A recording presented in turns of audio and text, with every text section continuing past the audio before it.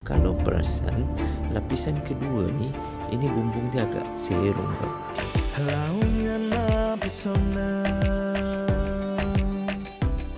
suara terang dan nyata. Ini adalah lapisan pertama. Dan ini adalah lapisan kedua. Kalau perasan, lapisan kedua ni, ini bumbung dia agak serong tau. Bumbung agak serong dan saya tak pasti macam mana alignment dia. So, bila jadi speaker yang sebegini, dan dia saya rasa dalam 7 ke 8 kaki berada di atas speaker yang sangat tinggi seperti di sini. Okay, kalau tengok tinggi tuan-tuan. Bukan saja create artificial reflection, tapi dengan keadaan speaker placement yang ada dekat sini, dia akan jadi sangat kuat, tetapi suaranya tidak menyeluruh.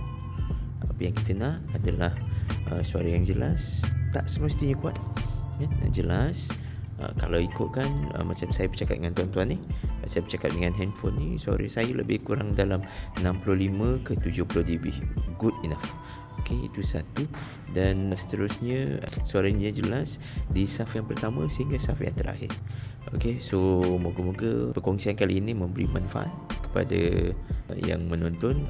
Suka ataupun nak tengok lagi konten-konten kami, bolehlah lawati di semua media sosial kami. Boleh dengan buat search hashtag #MuazzinAV. Sehingga kita jumpa di lain kali, insyaAllah. Moga-moga masjid kita tip-top, insyaAllah. Bukan masjid saja, surau tip-top, insyaAllah. Jumpa lagi dalam video akan datang. Assalamualaikum. MuazzinAV, ini masjid kami juga. MuazzinAV, nama yang diyakini, sentiasa bersama anda.